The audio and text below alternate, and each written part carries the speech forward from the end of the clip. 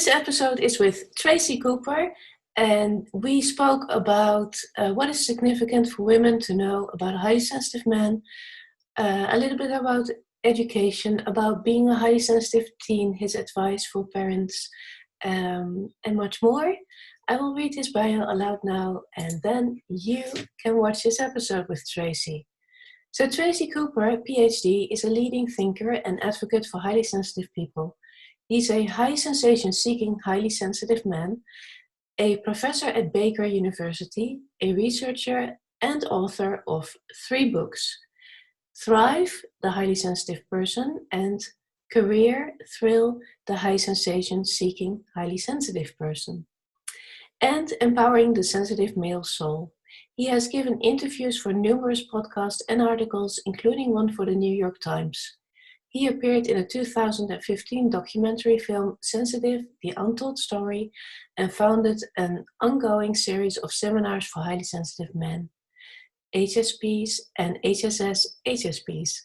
Dr. Cooper is also an international consultant on high sensitivity, certified by Dr. Elaine Aron, and his website may be found at drtracycooper.wordpress.com.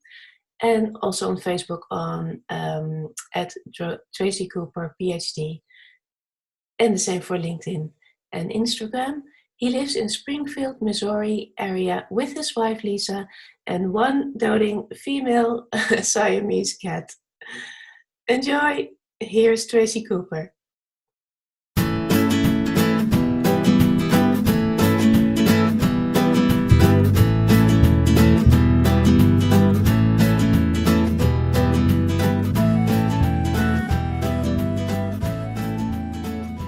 I think about 3.5. Okay. What were you fascinated by in the world at the time? I think I was fascinated by many things at that age. As a young HSP, I think that I took in so much stimulation and didn't have a word for it or a term for it, or didn't have anything to compare to, other people to compare to that were less sensitive or what have you. So for me, it was childhood was a great time. Time of a lot of play, a lot of imagination, a lot of fantasy, a lot of fun. Yeah, you see that here. Yeah, wonderful. And were there certain things that you were in total awe with? I liked my cat. I liked my dog. I liked riding bikes, playing with kids in the neighborhood. I think I was in awe of nature. I still am. I still am in awe of animals. I have a really easy connection with animals and birds and any kind of wildlife, I think. It's very easy for me to connect with, and I was always very much in awe of nature, I think. I probably connected with that more than anything else early on. Yeah. Yeah. How does it feel to look at that photo? There's a line of continuity between now and then that I've always had in mind. But yet, we're different, but yet we're still the same. Yeah. So if you could see kind of deep down inside of me, you would still see that child that's there.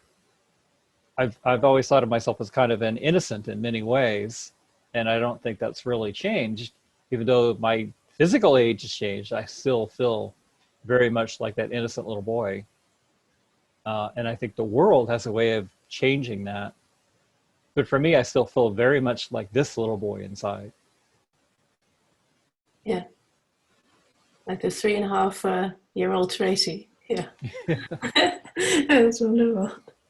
So, what is something that you used to believe was true, but you don't believe now that it's true anymore? That you particularly have a place in the world or a purpose in life. Mm-hmm. I've learned over time that that's not particularly true, and that you make your own place in the world and you find your own purpose, and that needs continual revisiting. In other words, you don't arrive at a point to where you say, oh, I found my purpose and that's it for the rest of your life. I think it's something you reinvent over a lifetime.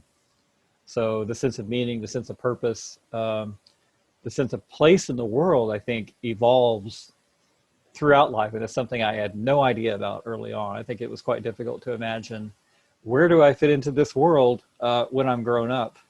And then as an adult, where do I fit into this world? Because I don't seem to fit in very well. Other people seem to melt into the world real easily. I seem to stand out and didn't particularly understand why. And a lot of that was a matter of not having enough self-awareness, which is difficult to get when you're living in a place where people are not very self-aware. And so it was a long struggle to become highly self-aware and eventually discover that I was a highly sensitive person.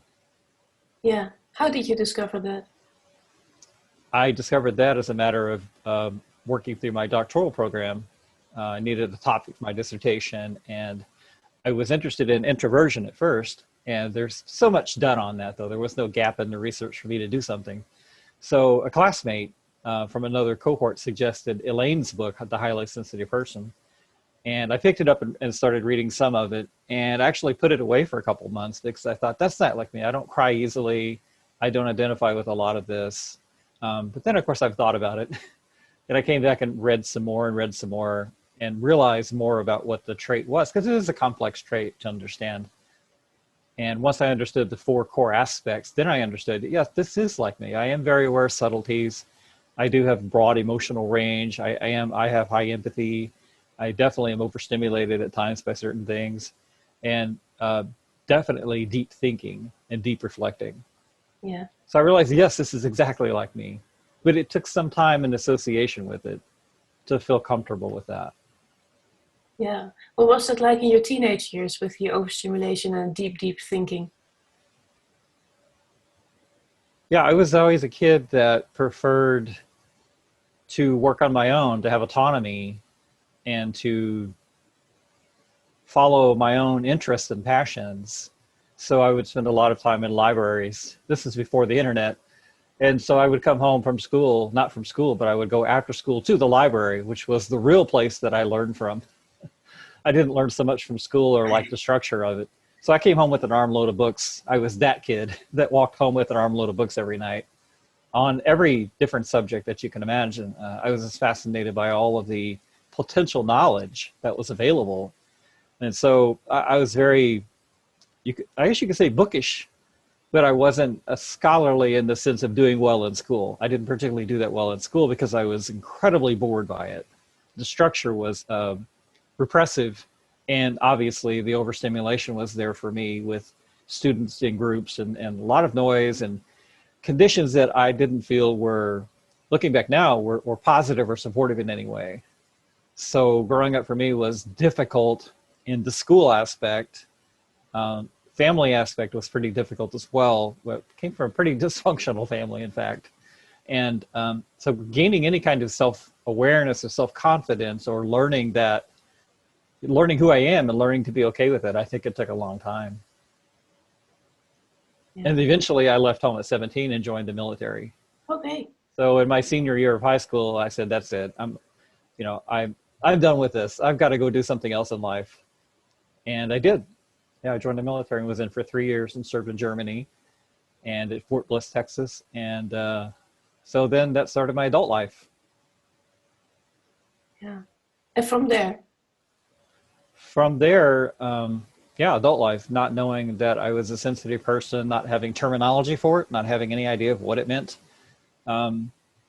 So being a young man and not fitting in the world really well, it's a difficult thing. There's so much pressure on men to fit in and to shoulder enormous burdens, to have careers and to provide and to be a master of all things, while simultaneously trying to fulfill these cultural notions of what it means to be a man. And I was wrestled with those because I didn't really identify with these ideas of being aggressive and being highly, deeply competitive in all things, though I can be manly. I mean, I can do a lot of things that are pretty rugged, and I'm not sensitive in that way at all. I mean, I was just out wrestling in the snow, trying to get my car across town. No problems, I can do that. But being a young adult, it was difficult. I think I had a lot of struggles with the world, with fitting in. I had tremendous problems with career trying to find something that would work. And that's what led me to my research eventually, was my personal struggle with career, trying to find something that would work. The mistake was coming back to where I was from, where I lived at to begin with. There weren't a lot of great opportunities. So the opportunities that I found were kind of substandard, not challenging opportunities. They were usually environments that were quite negative. And so I found a hard time, to be very difficult to find a supportive environment that was positive, that felt challenging in some way, that allowed me to grow and develop my potential over time. Most of them were just boring beyond belief. Not that the people that I worked with were a problem so much. In fact, they helped me to get through all of these various jobs that I had. The people were very nice, and they really do help you to get through any situation, the people that you're with. If not for them, I mean, you just would walk away right away. But over time, I realized that there were certain aspects to each job that I had that were positive. So I always try to pull something positive from each experience. So I realized early on that autonomy was really important for me, that it was super important for me to have autonomy and to be able to decide what I work on, how I work, and how long I work for. And I do my best in that way. And I prefer to work one-on-one or as part of a small group, but I don't like working as part of a large team. You get lost in that. I don't really care for that. I also prefer to have challenge. I also to have creative challenge and the ability to really engage with it and to postulate and create and come up with ideas, but also to bounce those off of other people too at times. So a small team works best, or one-on-one. And over time, I found that that's played out well for me. I've worked one-on-one right now teach as a professor at Baker University. So I teach just myself, I'm the teacher, and the students. So it's kind of a give and take back and forth. That works really well for me. It works really well. And the faculty that I work with is a small team. We work in an EDD program, or an education doctorate program. That works well because it is small groupish. Yeah. How do you recognize your highly sensitive students now? Oh, I think they stand out pretty easily anymore, because I think you'll notice they tend to be more introverted, so they'll speak up less. And you may wonder as a teacher, why this person isn't participating. Is it that they're not interested in the class, or it's because of something else going on in their personal life? And you try to find that out early on about why they're not particularly participating, because you need everyone to participate. And so I've talked personally with some of them, and they're like, no, I'm listening. I'm absorbing everything and observing. So don't think I'm not paying attention. I really am. And so I identify right away with that. And I tend to spend more time with them in conversation, that it's okay if you're more introverted. It's okay if you're highly sensitive. I'm not going to penalize you for that in some way. I'm going to allow for that. It's perfectly fine. And so I do. When I see people like that, or encounter students like that, I try to know myself that they are more introverted or they're highly sensitive, or both, and then allow for that. So, but it's not fundamentally set up that way, is it? Education generally is more extroverted, people talking all the time. And so I try to be more careful about it and more reflective, and provide people that kind of safe space to speak up. And because they do, in a sense, you do have to learn to speak in public if you're going to be an education professional, right? And so I do try to provide that kind of space where that can happen. And so they feel safe in bringing out an idea or a concept, or responding to something that's going on. So, and it works really well. So I'm able to provide that safe environment because I understand it. Yeah, that's so necessary. Yeah, I'm also writing a book about how to support your sensitive child in education. I always love to hear these things, also what you're saying, that providing that safe environment, and encouraging them to speak up, but not in the regular way, but by just being present, safety, and positive encouragement. Yeah. Yeah, providing that environment where they want to engage with it. And they're already engaging. They're just observing quietly and absorbing everything that's going on and reflecting on it, while all the other extroverted students are discussing it verbally, out loud. That's how they make sense of reality. Yeah. Highly sensitive people that are introverted are making sense in their own minds intuitively. So understanding that process is happening for them, it's the same process for me. Only for me as the teacher, I'm talking more, which is unnatural for me, but I've learned to play that role well over time as a necessity. So definitely, it's one of the biggest points that I would like to communicate to highly sensitive children and the parents of highly sensitive children is the prime thing that you need to provide for yourself or for your highly sensitive child is a positive, supportive environment. There's nothing better that you can provide for them than that. And that may seem an elementary thing because it does help for everyone, sensitive or not, whether you're highly sensitive or medium sensitive or low sensitive. Highly sensitive, it will matter much more to. They will do far better than average if they're in a positive, supportive environment.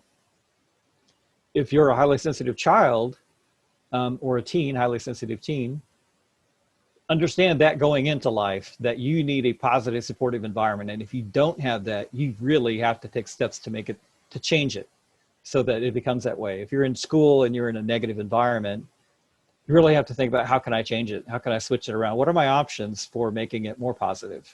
Because you will thrive in that. And that is throughout your entire life. So this is a concern. This should be a prime concern for every highly sensitive person, but especially for highly sensitive teens where the world may seem like it's completely against them. It's really not, but you have to pick and choose the people that you associate with, the activities you engage in, the social environment, and eventually the professional environment. So it has to be positive and supportive or you're going to do far worse. And you're not going to find a place in the world to fit in or a way to adapt your life to realize your potential. Yeah, yeah.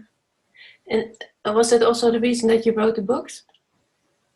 Yeah, the reason I wrote the books is, there needs to be greater self-awareness on career. For instance, there was one book on career. It was a little bit dated, so I wrote a new book, Thrive, the Highly Sensitive Person in Career. Mm-hmm. And it was an extension of my dissertation research. I did additional survey work for it. So the idea was to provide greater self-awareness among HSPs and hopefully among employers as well.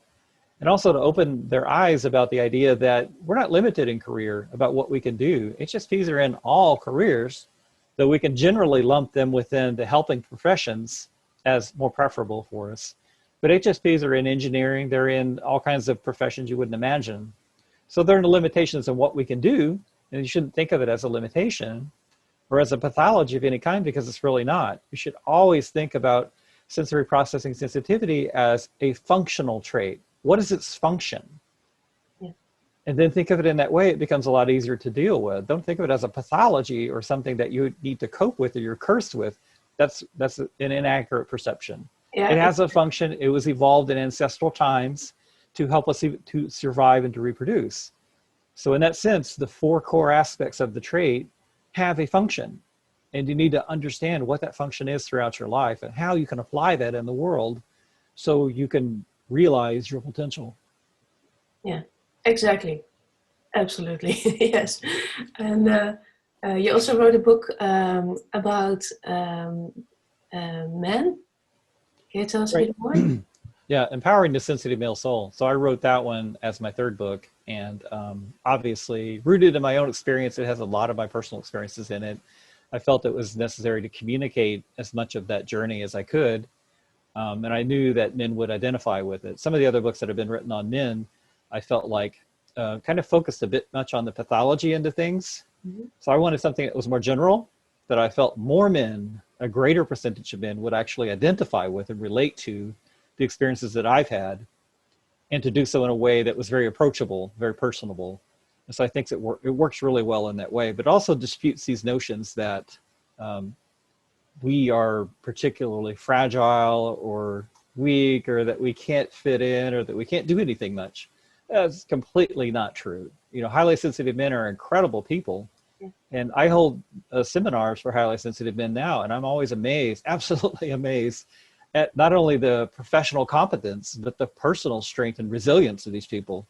I mean, the last group, the second highly sensitive men seminar, they actually built their own community after the seminar on their own, the self-developed community, and it's still growing over time. And so when you leave highly sensitive men to their own devices, they'll just go build community. You know, it's amazing. but these are tremendously high potential people in a lot of cases. A lot of us are gifted, believe it or not. And so we tend to need those environments where we can create, where we can do something different than the normal culture. You have the normal sort of mass group of the culture, that's the vast majority of the population. Then you have people that are higher in developmental potential at the other end of it. They're the ones that are the innovators and come up with the novel ideas that create societal change in the long run. So sensitive men particularly, we're in a particular role in society. We're thought of in many, of course, we have the natural leadership role through culture. That's not necessarily true, but we can embrace that role in a way that's really positive for social change. So we can affect positive change within our own lives if we can figure out a way to make it work for us as sensitive men. And we can eschew any ideas about being masculine, and those things only matter if you subscribe to them. And so if you don't subscribe to them, they don't matter. You can decide for yourself what you want to be as a man. And it really doesn't matter what anybody else thinks. You be you. You do you, and you'll be fine. And let that shine in the world out there, and you'll be fine. Just follow that path organically as it develops, and it will turn into things that you may not think it will, but it will over time. It will develop if you keep pursuing it. And you keep focusing on remaining in a positive, supportive environment. Seek out other HSPs, whether other men or women, that will greatly enlighten your journey if you have contact with other sensitive people. And now there's so many more resources than there used to be. Even just 20 years ago, my gosh, it was unheard of. Yeah. Today we have seminars taught by very competent professionals. We have credentialed authors writing great books. We have well over 100 research papers with fantastic brain research that's been done to show that the brains work in a slightly different way for highly sensitive people. We spend more time consolidating memory, developing patterns and connections between events and stimulation that happens in our lives. So we function in a slightly different way. Naturally, our brains are set up in a slightly different way. The architecture is a little bit different. So when we understand that, we are a slightly kind of different version of human. And so we need to adapt our lives and not try to adapt ourselves to life. I think that's really a key point. Yeah, yeah. So what is one very important myth that we need to bust right now about highly sensitive men? You already mentioned a few, but what do you want to address? Oh, I would say probably just the stereotype that I think there's a stigma associated with the phrase highly sensitive. And I think that's a terrible one to try to overcome. And I can tell you from just my experience meeting with many, many, many, many, many highly sensitive men that it's not true, that we're not weak. We're not fragile in any way. We have particular needs, but we are tremendously functional, high potential people that, if handled correctly, can accomplish tremendous things. But that has to be understood and appreciated. And of course, we're all very different. So dispelling the kind of stigma that comes with being labeled highly sensitive, I think, is a tremendous challenge. And I always advocate that you don't necessarily identify with a particular label of any type, because then you start limiting yourself. So I think learn about what it means to be highly sensitive and then go on with your life, because it is about the function of the trait in the end and what you do with it. You can have talent, for instance, but if you don't do anything to develop it, it doesn't mean anything. So you have to put the trait to work. You have to put the deep thinking to work. You have to put the sensitivity to subtleties. You have to put the high empathy and the broad emotional range, while acknowledging that you have to be in situations that keep stimulation fairly low, or what is suitable for you, and that you will be overstimulated at times, and that's fine. And so you have to learn to cope with that and to mitigate that. And so you need a well-developed self-care practice that you practice over your entire lifetime. And it has to be a serious self-care practice, because you do need to learn to de-stress and maintain your balance. But the idea that being highly sensitive means that you're limited, I think, is really a myth that we need to bust and shatter into a million pieces, because highly sensitive people are some of the most creative, talented people in the world, with tremendous potential to be the quiet leaders that push society ahead. I mean, doing things like you're doing, creating a community for highly sensitive people, or creating different kinds of communities for people to live in. I mean, pick and choose your battles where you want to apply yourself in the world. I mean, I'm applying myself in the field of education and helping to graduate leaders of higher education that then impact the lives of thousands of students. So it's a matter of picking and choosing where you want to have your influence, but you're in no way limited by the idea of being highly sensitive. Yeah. That's exactly the message that I wanted to spread during this summit experience. Exactly. Exactly, and a great message to spread too. I mean, I come at this from midlife, and that's kind of my message in this interview, is that I'm midlife, I'm 54. So now I'm looking back and thinking to younger people who are teens or in their early 20s or 30s, or parents of sensitive children, and looking back and saying, what was important? What would have been important to me, and what can I communicate to them? And it really comes back to that positive, supportive environment, providing them with opportunities for challenge. Sometimes it means they need advantages of certain sorts. They need to attend different types of camps or different types of educational activities beyond their normal school environment. So looking out for them when they're young, and then encouraging them to locate mentors. I think mentoring is so important for highly sensitive people. I don't think there's probably not a highly sensitive person that doesn't need a certain degree of mentoring and coaching, because we're not born knowing how to be highly sensitive necessarily. And we live in a difficult society, a difficult culture that doesn't necessarily acknowledge or appreciate what it means to be deep thinking or to be creative. They love the idea of creativity, but they don't really like the messiness of it, do they? Yeah, yeah, yeah. You are using your creativity also in your books, but also in your teaching and in the men's groups. That's wonderful. Yeah, absolutely. I mean, I got into fine art. So I did years of study in fine art as a painter, as a potter, as a sculptor, and was always very good as an artist from a very young age. I had this innate ability to draw and create. And so what do I do with that? You know, what do you do with it? The obvious thing is you become an artist, a fine artist. And I thought about doing that in my 20s, and I pursued that for a long time. And I was very, very good at it. I've won in competitions, I've won awards, I've won prizes. But in the end, there was some point where I started to get into it professionally, where I felt like, what's the point of this? What is the meaning of this? Does this matter to anyone but me? You know, and you can argue that art serves a purpose in the larger culture, in mirroring culture and showing what culture is and how it's playing out over time. But to me, the lack of meaning was painful almost. And I knew I had to do something different with creativity that would benefit people in a different way. And so my whole career, professional career after my PhD, has been about what can I do with my innate creativity in a variety of ways that will help me to live the fullest possible life and a well-lived life. So I have approached career from novel viewpoints. I have approached high sensation seeking HSPs from novel viewpoint, and I approached sensitive men from this viewpoint of what can we do with it that hasn't been done before. So, you know, it's spelling out what can I do with creativity beyond creating an artistic end product. Yeah.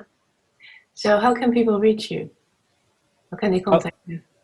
They can reach me through my website at drtracycooper.wordpress.com. I'm discoverable on Facebook, Tracy Cooper Ph.D. Discoverable on LinkedIn, same thing, Tracy Cooper Ph.D. Easy to find online. Books are easy to find.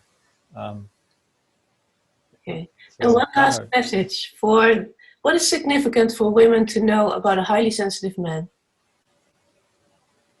They are fantastic if they've had the right mentoring and coaching and development, or they can be not so fantastic if they don't know themselves and they're not aware of how to adapt their lives if they haven't already been through that process. And so many maybe are on the journey at some point. So maybe it's for you if you're a sensitive woman, maybe it's not. Two HSPs don't always go together well. because we won't always mesh, because we'll have different challenges that won't always work well. Sometimes you need a less sensitive person to bounce off of. They're less sensitive where you're more sensitive. You can complement each other, but two sensitive people sometimes can butt heads a lot. Also, if you're a high sensation seeking person, it can be difficult with someone who is an HSP, the push and pull between them, but that can also be a good dynamic. So it really just comes down to, does the man know himself very well? Is he developed on his journey? Or is he in progress? If he's in progress, I mean, we're all in progress to some extent, but how far in his journey is he? If he's not very far, then maybe you're further along and you can help with that. But I think don't expect him to be a traditional male. If you're expecting that, you're going to be disappointed. He probably isn't going to be happy like that. And women have a lot to do with how men think they should behave. Men want to please women kind of innately. And so women's expectations can have a lot to do with what we think, what we feel, what we believe. So consider those points if you're in a relationship with a highly sensitive man, because he's going to be deeply influenced by the things you say and do. That may or may not be for you. Yeah. Maybe you'll have to experiment with it. Yeah. But sensitive men can also be the most fantastic people to be with because of the high empathy, because of the emotional range that's going to exceed less sensitive men entirely.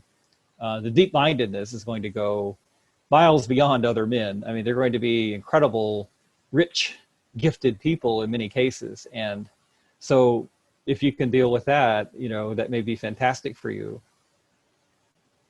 Yeah. So, thank you so much for your support, Tracy. I really appreciate it. It's very clear. I will post the links to your books and website in the comments. And yeah, thanks again. Thank you. Sure, absolutely. Yeah, if you need other footage or anything, just let me know. We can always hook back up. And yeah, thank you. I am a highly sensitive man.